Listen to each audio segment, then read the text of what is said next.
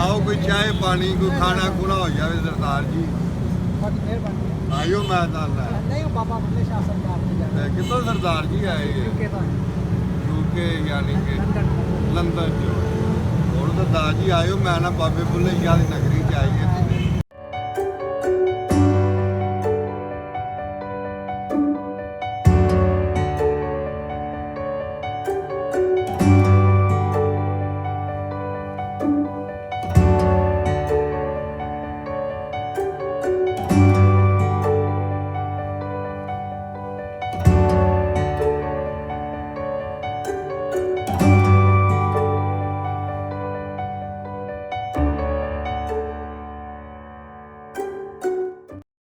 इस ਵੇਲੇ ਅਸੀਂ ਮੌਜੂਦ ਹਾਂ ਬੁੱਲੇ ਸ਼ਾਹ ਦੀ ਦਰਗਾਹ ਤੇ।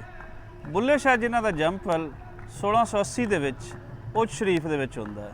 ਉੱਚ ਸ਼ਰੀਫ ਉਹ ਉੱਚ ਬਾਗੀ ਧਰਤੀ ਜਿੱਥੇ ਕਈ ਸੂਫੀਆ ਕਰਾਮ ਪੈਦਾ ਹੋਏ ਔਰ ਉਹਨਾਂ ਨੇ ਨਾ ਸਿਰਫ ਪੰਜਾਬ ਉਹਦੇ ਨਾਲ ਇਸ ਦੁਨੀਆ ਦੇ ਵਿੱਚ ਆਪਣਾ ਚਾਨਣਾ ਆਪਣੇ ਇਲਮ ਦਾ ਚਾਨਣਾ ਦੁਨੀਆ ਨੂੰ ਦਿੱਤਾ ਔਰ ਲੁਕਾਈ ਉਹਨਾਂ ਦੇ ਨਾਲ ਇਸ ਹੱਦ ਤੱਕ ਜੁੜੀ ਕਿ ਉਸ ਵੇਲੇ ਦੇ ਅਗਰ ਅਸੀਂ ਕਹੀਏ ਕਿ ਸੂਫੀਆਂ ਦੇ ਪਿੱਛੇ ਇੱਕ ਪੂਰੀ ਖਲਕਤ ਸੀ ਤੇ ਇਸ ਤੋਂ ਇਨਕਾਰ ਨਹੀਂ ਹੈ। ਬੁੱਲੇ ਸ਼ਾਹ ਦੇ ਜਦੋਂ ਵੱਡੇ ਉੱਥੋਂ ਦੇ ਛੱਡਦੇ ਆ ਤੇ ਖਾਸ ਮਕਸਦ ਲਈ ਛੱਡਿਆ ਸੀ ਉਹਨਾਂ ਨੇ। ਇਮਾਮ ਮਸਜਿਦ ਉਹ ਬਣੇ ਸਨ ਪਾਂਡੋਕੀ ਦੇ। ਪਾਂਡੋਕੀ ਲਾਹੌਰ ਔਰ ਕਸੂਰ ਦੇ ਵਿਚਕਾਰ ਤਕਰੀਬਨ ਦੋਨੋਂ ਸਾਈਡਾਂ ਤੋਂ ਅੱਧ ਵਿੱਚ ਪੈਂਦਾ ਹੈ। ਬੁੱਲੇ ਸ਼ਾਹ ਇੱਥੇ ਜਵਾਨ ਹੁੰਦੇ ਹਨ ਔਰ ਇੱਥੇ ਹੀ ਬੁੱਲੇ ਸ਼ਾਹ ਆਪਣਾ ਪੋਇਟਿਕ ਸਿਲਸਿਲਾ ਸ਼ੁਰੂ ਕਰਦੇ ਹਨ। ਬੁੱਲੇ ਸ਼ਾਹ ਇਮਾਮ ਮਸਜਿਦ ਨਹੀਂ ਬਣਦੇ, ਟ੍ਰੈਡੀਸ਼ਨਲ ਇੱਕ ਮੌਲਵੀ ਨਹੀਂ ਬਣਦੇ, ਬਲਕਿ ਉਹਨਾਂ ਦੇ ਅੰਦਰ ਜਿਹੜਾ ਇੱਕ ਆਪਣੀ ਸੋਚ ਦਾ ਆਪਣੇ ਇਲਮ ਦਾ ਚਾਨਣਾ ਸੀ ਉਸ ਦੇ ਨਾਲ ਦੁਨੀਆ ਨੂੰ ਵੇਖਦੇ ਹਨ। ਬੁੱਲੇ ਸ਼ਾਹ ਦੇ ਬਾਰੇ ਅੱਜ ਅਸੀਂ ਕੁਝ ਗੱਲਬਾਤ ਕਰਾਂਗੇ ਔਰ ਯਕੀਨਨ ਇਹ ਤੁਹਾਨੂੰ ਕੁਝ ਨਵੇਂ ਢੰਗ ਦੀ ਗੱਲਬਾਤ ਮਿਲੇਗੀ ਕਿਉਂਕਿ ਇਸ ਤੋਂ ਪਹਿਲੇ ਬੁੱਲੇ ਸ਼ਾਹ ਨੂੰ ਸਿਰਫ ਪੀਰ ਬਣਾ ਕੇ ਪੇਸ਼ ਕੀਤਾ ਜਾਂਦਾ ਹੈ। ਲੇਕਿਨ ਬੁੱਲੇ ਸ਼ਾਹ ਆਪਣੇ ਵੇਲੇ ਦਾ ਬਹੁਤ ਵੱਡਾ ਫਿਲਾਸਫਰ ਸੀ।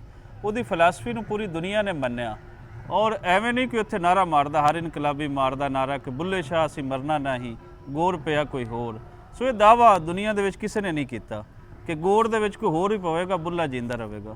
ਅਗਰ ਅਸੀਂ ਬੁੱਲੇ ਸ਼ਾਹ ਦੀ ਅਸੀਂ ਆਖਰੀ ਜਿਹੜੇ ਇਸ ਫਾਨੀ ਦੁਨੀਆ ਤੋਂ ਉਹਨਾਂ ਦੇ ਚੰਦ ਦਿਨ ਹਨ ਉਹਨਾਂ ਵੱਲ ਅਗਰ ਅਸੀਂ ਨਜ਼ਰ ਪਾਈਏ ਤਾਂ ਉਹਦੇ ਵਿੱਚ ਸਾਨੂੰ ਨਜ਼ਰ ਆਉਂਦਾ ਹੈ ਕਿ ਬੁੱਲੇ ਸ਼ਾਹ ਦਾ ਜਨਾਜ਼ਾ ਵੀ ਨਹੀਂ ਪੜ੍ਹਾਇਆ ਗਿਆ ਸੀ। ਇੱਕ ਮੁਸਲਮਾਨ ਹੋਣ ਦੇ ਨਾਤੇ ਉਹਨਾਂ ਦਾ ਜਨਾਜ਼ਾ ਨਹੀਂ ਪੜ੍ਹਾਇਆ ਜਾਂਦਾ ਔਰ ਉਸ ਵੇਲੇ ਦਾ ਕਸੂਰ ਸ਼ਹਿਰ ਪੁਰਾਣਾ ਕਸੂਰ ਜਿਹੜਾ ਇਸ ਤੋਂ ਕੋਈ 1-1.5 ਕਿਲੋਮੀਟਰ ਪਰੇ ਵਸਦਾ ਹੈ ਇਹ ਬੁੱਲੇ ਸ਼ਾਹ ਦੀ ਤਾਕਤ ਹੀ ਸੀ ਕਿ ਜਿਹਨੂੰ ਮਿੱਟੀ ਦੇ ਵਿੱਚ ਐਵੇਂ ਦੱਬਿਆ ਗਿਆ ਅੱਜ ਪੂਰਾ ਕਸੂਰ ਉਹਦੇ ਚਾਰ ਚੁਫੇਰੇ ਹੈ। ਨਾ ਸਿਰਫ ਕਸੂਰ ਉਹਨਾਂ ਦੇ ਚਾਰ ਚੁਫੇਰੇ ਹੈ ਬਲਕਿ ਪੂਰੀ ਦੁਨੀਆ ਉਹਨਾਂ ਦੇ ਚਾਰ ਚੁਫੇਰੇ। ਉਹਨਾਂ ਨੇ ਜੋ ਫਲਸਫਾ ਦਿੱਤਾ ਇਹ ਫਲਸਫਾ ਉਹ ਭਗਤੀ ਲਹਿਰ ਦਾ ਉਹ ਮੂਵਮੈਂਟ ਉਹ ਜਿਹੜੀ ਚੱਲੀ ਆ ਰਹੀ ਸੀ ਇਸ ਖਿੱਤੇ ਦੇ ਵਿੱਚ ਜਿਹੜੇ ਸਾਰੇ ਇਨਸਾਨਾਂ ਦੀ ਗੱਲ ਕਰਦੀ ਸੀ ਕਿਸੇ ਇੱਕ ਮਸਲਕ ਦੀ ਗੱਲ ਨਹੀਂ ਕਰਦੀ ਸੀ ਆਪ ਉਸ ਦਾ ਹਿੱਸਾ ਬਣੇ।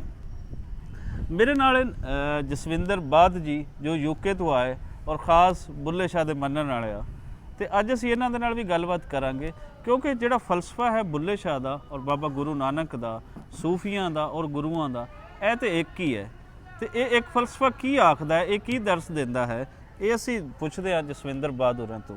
ਜੀ ਭਾਜੀ ਕੀ ਆਖਦੇ ਹੋ ਅੱਜ ਇੱਥੇ ਤੁਹਾਡਾ ਆਉਣਾ ਹੋਇਆ ਤੇ ਕਿਵੇਂ ਦਾ ਲੱਗਿਆ? ਵਧੀਆ ਲੱਗਿਆ ਕਿਉਂਕਿ ਬਾਬਾ ਬੁੱਲੇ ਸ਼ਾਹ ਦਾ ਜੋ ਪੋਇਟਰੀ ਆ ਉਹ ਤਾਂ ਮੈਨੂੰ ਲੱਗਦਾ ਹੁਣ ਸਾਰੀ ਦੁਨੀਆ ਹੀ ਜਾਣਦੀ ਹੈ ਜੀ। ਪਹਿਲਾਂ ਤਾਂ ਮੈਨੂੰ ਲੱਗਦਾ ਪੰਜਾਬੀ ਜਾਣਦੇ ਸੀਗੇ ਕਿਉਂਕਿ ਜੋ ਖਾਸ ਤੌਰ ਕਵਾਲੀ ਦੇ ਜ਼ਰੀਏ ਬੇਸਿਕ ਜੋ ਕਵਾਲੀਜ਼ ਜੋ ਗਾਈ ਜਾਂਦੀਆਂ ਜ਼ਿਆਦਾਤਰ ਜਿਹੜੀਆਂ ਮਸ਼ਹੂਰ ਆ ਨੀ ਮੈਂ ਜਾਣਾ ਜੋਗੀ ਦੇ ਨਾਲ ਗੂੰਗੜ ਚੱਕੋ ਸੱਜਣਾ ਮੇਰਾ ਪੀਆ ਘਰ ਆਇਆ ਤੇਰੇ ਮੈਂ ਇਸ਼ਕ ਵਿੱਚ ਨਚਾਈਆਂ ਤਾਂ ਫਿਰ ਜਦੋਂ ਕਈ ਕਰਕੇ ਥਈਆਂ ਤਾਂ ਫਿਰ ਜਦੋਂ ਵੈਸੇ ਉਹ ਬਾਲੀਵੁੱਡ में ਉਹ ਪੋਇਟਰੀ ਚਲੇ ਗਈ ਫਿਰ ਤਾਂ ਉਹ ਹੋਰ ਜ਼ਿਆਦਾ ਮਸ਼ਹੂਰ ਹੋ ਗਈ ਤਾਂ ਜਿਹੜੇ ਨੌਨ ਪੰਜਾਬੀ ਸੀਗੇ ਉਹ ਵੀ ਫਿਰ ਉਹਨਾਂ ਨੂੰ ਫਿਰ ਬਾਬਾ ਬੁੱਲੇ ਸ਼ਾਹ ਦਾ ਪਤਾ ਲੱਗ ਗਿਆ।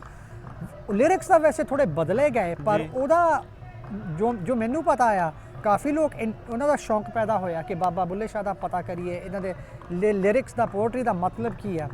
ਸੋ ਕਿਉਂਕਿ ਤਾਂ ਮੈਂ ਤਾਂ ਪੰਜਾਬੀ ਹਾਂ ਤਾਂ ਬਚਪਨ ਤੋਂ ਹੀ ਬਾਬਾ ਬੁੱਲੇ ਸ਼ਾਹ ਦਾ ਨਾਂ ਅਸੀਂ ਸੁਣਿਆ ਆ ਤਾਂ ਜੋ ਬਾਬਾ ਬੁੱਲੇ ਸ਼ਾਹ ਦੇ ਲਿਖਤੀ ਆ ਉਹ ਅਸੀਂ ਪੜ੍ਹਦੇ ਰਹੀਦਾ ਸੁਣਦੇ ਰਹੀਦਾ। ਸੋ ਸਾਡੇ ਤਾਂ ਬਹੁਤ ਵੱਡੀ ਗੱਲ ਆ ਆਹ ਜਦੋਂ ਮੈਂ ਗੱਲ ਵੀ ਕਰਦਾ ਸੀਗਾ ਮੈਂ ਕਿਹਾ 2 ਸੂਫੀ ਮਜ਼ਾਰ 'ਤੇ ਜ਼ਰੂਰੀ ਹੈ ਜਾਣਾ ਬਾਬਾ ਬੁੱਲੇ ਸ਼ਾਹ ਬਾਬਾ ਫਰੀਦ ਮੀਆਂ ਮੀਰ ਹਾਂਜੀ ਮੀਆਂ ਮੀਰ ਤਾਂ ਹੁਣ ਅਸੀਂ ਇੱਥੇ ਆਏ ਹਾਂ ਤਾਂ ਵਧੀਆ ਲੱਗਿਆ ਕਿਉਂ ਕਿ ਜੋ ਬਾਬਾ ਬੁੱਲੇ ਸ਼ਾਹ ਦਾ ਮੈਸੇਜ ਆ ਉਹ ਵੈਸੇ ਦੁਨੀਆ ਨੂੰ ਹੁਣ ਵੀ ਲੋੜ ਆ ਗੁਰੂ ਨਾਨਕ ਸਾਹਿਬ ਦਾ ਮੈਸੇਜ ਨੂੰ ਹੁਣ ਵੀ ਲੋੜ ਆ ਉਦੋਂ ਵੀ ਲੋੜ ਸੀਗੀ। ਤਾਂ ਮੈਨੂੰ ਲੱਗਦਾ ਜਦੋਂ ਤੱਕ ਇਹ ਦੁਨੀਆ ਹੈ ਉਦੋਂ ਤੱਕ ਲੋੜ ਪੈਣੀ ਆ, ਕਿਉਂਕਿ ਇਹ ਜੰਗ ਚੱਲਦੀ ਰਹਿਣੀ ਹੈ। ਤਾਂ ਇਹਨਾਂ ਦਾ ਮੈਸੇਜ ਜੋ ਇਨਸਾਨੀਅਤ ਦਾ ਮੈਸੇਜ ਸੀਗਾ, ਏਕਤਾ ਦਾ ਮੈਸੇਜ ਸੀਗਾ, ਇੱਕ ਰੱਬ ਆ ਉਹਨੂੰ ਮੰਨੋ, ਪਰ ਆ ਨਹੀਂ ਕਿ ਤੁਸੀਂ ਪਾਠ ਪੂਜਾ ਦੇ ਵਿੱਚ ਮੰਨੋ ਜੀ, ਪ੍ਰੈਕਟੀਕਲੀ ਦਿਖਾਵੋ, ਉਹ ਮੰਨੋ, ਉਹ ਫਿਰ ਗੱਲ ਬਣਦੀ ਆ। ਜੇ ਤੁਸੀਂ ਪੜ੍ਹ ਕੇ ਹੀ ਸਿਰਫ ਆਪਣਾ ਧਰਮ ਮਜ਼ਹਬ ਕਰਨਾ ਆ, ਫਿਰ ਉਹ ਗੱਲ ਨਹੀਂ ਬਣਦੀ। ਤੁਹਾਨੂੰ ਪ੍ਰੈਕਟੀਕਲ ਤੌਰ ਦੇ ਨਾਲ, ਤਰੀਕੇ ਦੇ ਨਾਲ ਵੀ ਕਰਨਾ ਪੈਂਦਾ ਹੈ। ਤੁਹਾਨੂੰ ਆਪਣੀ ਲਾਈਫ ਹੋਰ ਨਾਲ ਹੀ ਜੀਣੀ ਪੈਂਦੀ ਆ। ਤੁਸੀਂ ਆ ਨਹੀਂ ਕਿ ਮੈਂ ਆਪਣਾ ਪੈਸਾ ਕਮਾ ਲਿਆ ਤਾਂ ਖਾ ਲਿਆ, ਸੌਂ ਗਿਆ, ਰਿਪੀਟ ਦੂਸਰੇ ਦਿਨ। ਬਾਬਾ ਬੁੱਲੇ ਸ਼ਾਹ ਦਾ ਵੀ ਮੈਸੇਜ ਆਈ ਸੀਗਾ, ਦੁਨੀਆ ਦੇ ਵਿੱਚ ਉਹ ਰਹੇ, ਦੁਨੀਆ ਲਈ ਰਹੇ। ਬਿਲਕੁਲ। ਇੱਟ ਖੜਕੇ ਦੁੱਕੜ ਵੱਜੇ, ਤੱਤਾ ਹੋਵੇ ਚੁੱਲ੍ਹਾ, ਆਣ ਫਕੀਰ ਤੇ ਖਾਖਾ ਜਾਵਣ, ਰਾਜ਼ੀ ਹੋਵੇ ਬੁੱਲਾ। ਇਹ ਜਿਹੜਾ ਖਵਾਣ ਦਾ ਹੈ ਫਲਸਫਾ, ਨਜ਼ਰੀਆ, ਇਹ ਅਸੀਂ ਜਿਤਨੇ ਗੁਰਦੁਆਰੇ ਹਨ ਉਹਨਾਂ ਦੇ ਅੰਦਰ ਦੇਖਦੇ ਹਾਂ। ਹਾਂਜੀ। ਫਿਰ ਅਸੀਂ ਇਹ ਵੀ ਦੇਖਦੇ ਹਾਂ ਕਿ ਸੱਚਾ ਸੌਦਾ ਜਿਹੜਾ ਫਰੂਕਾਬਾਦ ਅੱਜ ਚੂੜਕਾਨਾ, ਉਹਦੇ ਅੰਦਰ ਇੱਕ ਬਹੁਤ ਵੱਡਾ ਗੁਰਦੁਆਰਾ ਬਾਬੇ ਗੁਰੂ ਨਾਨਕ ਦੇ ਇਸ ਖਵਾਣ ਦੇ, ਇਸ ਵੰਡਣ ਦੀ, ਉਸ ਦੀ ਯਾਦ ਦੇ ਵਿੱਚ ਹੈ। ਬੁੱਲੇ ਸ਼ਾਹ ਵੀ ਉਹੀ ਗੱਲ ਕਰ ਰਹੇ ਨੇ। ਸੂਫੀ ਹਰ ਉਹੀ ਗੱਲ ਕਰੇਗਾ, ਹਰ ਗੁਰੂ ਦੇ ਦਰ ਤੋਂ ਤੁਹਾਨੂੰ ਉਹ ਮਿਲੇਗਾ। ਇਹ ਲੋਕਾਂ ਨੂੰ ਕਿਉਂ ਖਵਾਉਂਦੇ ਨੇ, ਬਾਦਸ਼ਾਹਾਂ ਨੂੰ ਕਿਉਂ ਨਹੀਂ ਖਵਾਉਂਦੇ? ਗੱਲ ਹੈਗੀ ਜਿਹੜਾ ਆਮ ਬੰਦਾ ਆ, ਆਮ ਇਨਸਾਨ ਆ, ਬਾਦਸ਼ਾਹ ਨੂੰ ਵੀ ਉਹਦੇ ਨਾਲ ਹੀ ਬੈਠਣਾ ਪੈਂਦਾ ਆ, ਖਾਣਾ ਪੈਂਦਾ ਆ। ਆਮ ਇਨਸਾਨ ਤਾਂ ਬਾਦਸ਼ਾਹ ਰੱਬ ਦੇ ਨਜ਼ਰ ਦੇ ਵਿੱਚ ਇੱਕ ਹੀ ਆ। ਤੁਸੀਂ ਭਾਵੇਂ ਸਮਝੋ ਤੁਸੀਂ ਬਾਦਸ਼ਾਹ ਆ, ਪਰ ਤੁਸੀਂ ਵੈਸੇ ਹੈਗੇ ਰੱਬ ਦੇ ਨਾਲ ਹੀ ਜੁੜੇ ਹੋ, ਜਿਸ ਤਰ੍ਹਾਂ ਆਮ ਬੰਦਾ ਜੁੜਿਆ ਆ। ਜਿਸ ਤਰ੍ਹਾਂ ਸਿੱਖੀਜ਼ਮ ਦੇ ਅਸੀਂ ਕਹੀਦਾ ਸਭ ਮੇਂ ਜੋਤ ਜੋਤ ਹੈ ਸੋਈ, ਬਾਦਸ਼ਾਹ ਦੇ ਵਿੱਚ ਵੀ ਜੋਤ ਆ। ਤਾਂ ਜਿਹੜਾ ਬੰਦਾ ਸੜਕ ਸਾਫ਼ ਕਰਦਾ ਆ ਉਹਦੇ ਵਿੱਚ ਵੀ ਜੋਤ ਆ। ਪਰ ਜਿੰਨਾ ਚਿਰ ਤੁਸੀਂ ਆ ਸਮਝ ਨਹੀਂ ਸਕਦੇ, ਤੁਹਾਨੂੰ ਪਤਾ ਵੀ ਨਹੀਂ ਲੱਗਣਾ ਕਿ ਉਹ ਜੋਤ ਤੁਹਾਨੂੰ ਦੇਖਣੀ ਪੈਂਦੀ ਆ।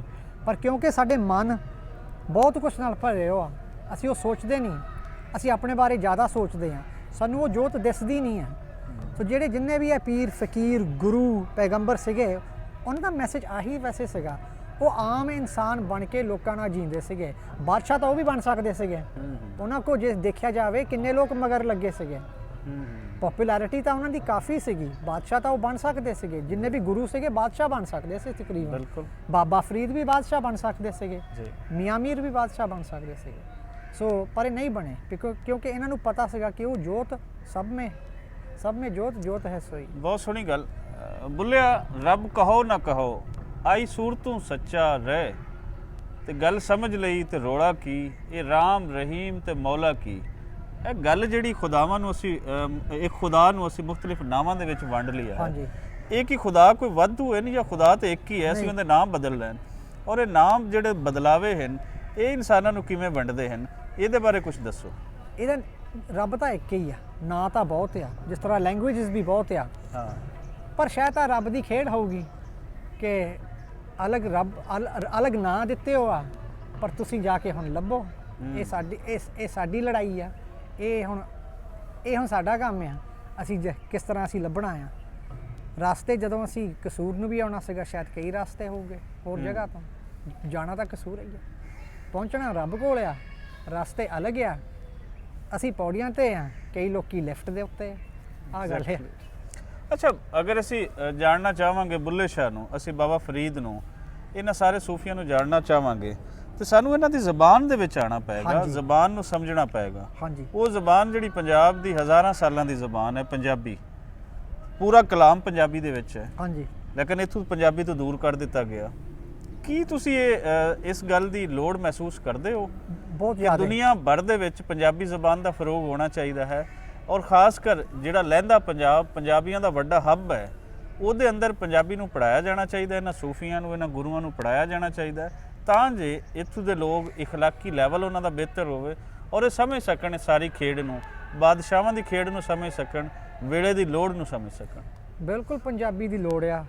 ਜੇ ਤੁਸੀਂ ਖਾਸ ਤੌਰ ਸੂਫੀਜ਼ਮ ਨੂੰ ਸਮਝਦਾ, ਫਿਰ ਤੁਸੀਂ ਜਿਹੜੇ ਪੰਜਾਬੀ ਸੂਫੀਜ਼ਮ ਆ ਉਹਨੂੰ ਸਮਝਣਾ, ਤੁਹਾਨੂੰ ਪੰਜਾਬੀ ਫਿਰ ਸਿੱਖਣੀ ਪੈਣੀ। ਹੁਣ ਮੈਂ ਐਗਜ਼ਾਮਪਲ ਦੇ ਸਕਦਾ ਆਪਣੇ ਸਿੱਖੀ ਦੇ ਵਿੱਚ, ਗੁਰੂ ਗ੍ਰੰਥ ਸਾਹਿਬ ਦੇ ਵਿੱਚ ਬਾਬਾ ਫਰੀਦ ਦੇ ਸ਼ਲੋਕ ਮੈਂ ਸਮਝਦਾ ਸਭ ਤੋਂ ਸੌਖੇ ਆ ਮੇਰੇ ਲਈ ਸਮਝਣੇ, ਕਿਉਂਕਿ ਜਿਸ ਤਰ੍ਹਾਂ ਦੀ ਪੰਜਾਬੀ ਵਰਤੀ ਗਈ ਆ ਉਹ ਮੇਰੇ ਲਈ ਸੌਖੀ ਆ ਵਰਤਣੀ। ਉਹਦੇ ਵਿੱਚ ਫਾਰਸੀ ਵੀ ਆ, ਮੈਨੂੰ ਫਾਰਸੀ ਨਹੀਂ ਆਉਂਦੀ ਗੁਰੂ ਗ੍ਰੰਥ ਸਾਹਿਬ ਦੇ ਵਿੱਚ, ਉਹ ਸਾਨੂੰ ਪੜ੍ਹਨੀ ਪੈਂਦੀ ਆ, ਸਟੱਡੀ ਕਰਨੇ ਪੈਂਦੇ ਆ। ਉਹ ਵੀ ਔਖੀ ਨਹੀਂ ਹੈ ਜੇ ਤੁਹਾਡਾ ਮਨ ਲੱਗਦਾ ਹੈਗਾ ਆ।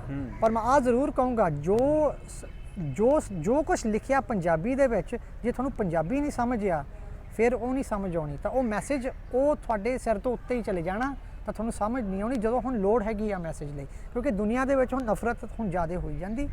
ਤੁਸੀਂ ਥੋੜਾ ਥੱਲੇ ਆਓ, ਥੋੜਾ ਨੀਵੇਂ ਹੋਵੋ, ਆਪਣੀ ਜ਼ੁਬਾਨ ਸਿੱਖੋ, ਤਾਂ ਆਪਣੀਆਂ ਜ਼ਿੰਦਗੀਆਂ ਤੁਸੀਂ ਬਿਹਤਰ ਕਰ ਸਕਦੇ ਆ। ਕਿਉਂਕਿ ਹੁਣ ਦੁੱਖ ਕਿੰਨੇ ਦੁਨੀਆ ਦੇ ਵਿੱਚ ਆਏ ਆ, ਹੁਣ ਕਰੋਨਾ ਦਾ ਦੁੱਖ ਆਇਆ ਆ, ਸ਼ਾਇਦ ਅਸੀਂ ਰੱਬ ਤੋਂ ਜ਼ਿਆਦਾ ਹੀ ਦੂਰ ਹੋ ਗਏ ਆ ਤਾਂ ਆਇਆ। ਹੁਣ ਸਾਇੰਸ ਦੇ ਨਾਲ ਹੁਣ ਤਰੱਕੀ ਕਰ ਲੈਣੀ ਆ, ਰੱਬ ਸੋਚਦਾ ਹੋਊਗਾ ਸ਼ਾਇਦ ਥੋੜਾ ਮੈਂ ਪਿੱਛੇ ਹੋ ਜਾਵਾਂ, ਹਜੇ ਇਹਨਾਂ ਨੂੰ ਮੌਕਾ ਦਿਆ ਗਿਆ, ਹਜੇ ਵੀ ਸਾਂਭ ਲਓ, ਕਿਉਂਕਿ ਹਜੇ ਬਹੁਤ ਕੁਝ ਅਸੀਂ ਕਰ ਸਕਦੇ ਆ। ਉਹ ਟਾਈਮ ਨਾ ਆਵੇ ਜਦੋਂ ਸਾਡੇ ਦਿਨ ਖਤਮ ਤਾਂ ਅਸੀਂ ਕੁਝ ਕੀਤਾ ਨਹੀਂ, ਕਿਉਂਕਿ ਰੱਬ ਨੇ ਆਹ ਜ਼ਿੰਦਗੀ ਦਾ ਇੱਕ ਮੌਕਾ ਦਿੱਤਾ ਆ, ਤਾਂ ਉਹ ਵਰਤੋ।